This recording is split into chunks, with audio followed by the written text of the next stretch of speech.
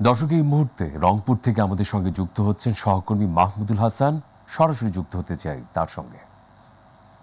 মাহমুদ, উত্তরাঞ্চলের তাপপ্রবাহের সর্বশেষ কি তথ্য আপনি পর্যবেক্ষণ করছেন আমরা জানতে চাই।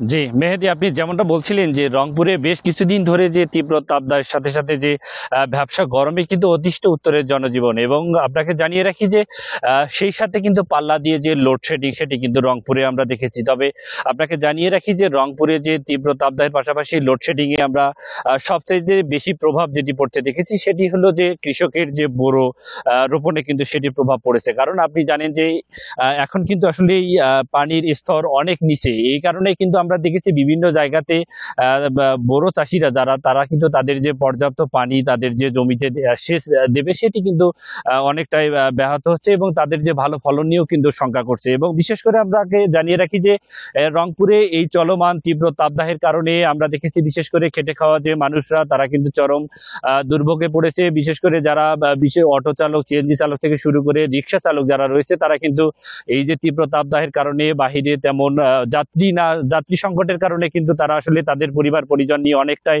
হতাশায় রয়েছে। আর বিশেষ করে যদি বলি যে রংপুর মেডিকেল কলেজ হাসপাতালে সেখানে কিন্তু ডায়রিয়া আক্রান্ত বেশি, বিশেষ করে শিশুরা কিন্তু ডায়রিয়া আক্রান্ত হয়ে সেখানে কিন্তু চিকিৎসা নিচ্ছে, এবং বয়োজ্যেষ্ঠরা তারাও কিন্তু আসলে বিভিন্ন অর্থাৎ গরমজনিত যে নানা রোগে আক্রান্ত হয়ে কিন্তু মেডিকেল গুলোতে বাড়তি একটি চাপও সামাল দিতে হচ্ছে মেডিকেলের যে চিকিৎসকরা রয়েছেন। তবে সব মিলে বলা যায় যে রংপুরে যে আবহাওয়া অফিসের তথ্য মতে আগামী মাসে অর্থাৎ এ মাসে কিন্তু তেমন যে সুখবর, আবহাওয়ার যে সুখবর সেটি কিন্তু নয়। আজকে রংপুরে আমরা সকাল থেকে দেখেছি যে তীব্র যে রোদ, সেই প্রখর রোদটি কিন্তু নাই। তারপর সকাল থেকে কিন্তু আমরা একটু বাতাসের যে আর্দ্রতা সেটি কিন্তু আমরা লক্ষ্য করেছি। তবে তাপমাত্রা কিন্তু এখনো 37 ডিগ্রি সেলসিয়াসের ঘরে। তবে মেহেদী, সব মিলে যদি বলি যে রংপুরে বিশেষ করে খেটে খাওয়া মানুষরা কিন্তু চরম দুর্ভোগে রয়েছে, এবং হাসপাতালগুলোতে আমরা বিশেষ করে যে রুগীদের একটি বাড়তি চাপ কিন্তু আমরা লক্ষ্য করেছি। মেহেদী, এ ছিল আমার কাছে রংপুর থেকে তীব্র তাপদাহের সর্বশেষ পরিস্থিতি।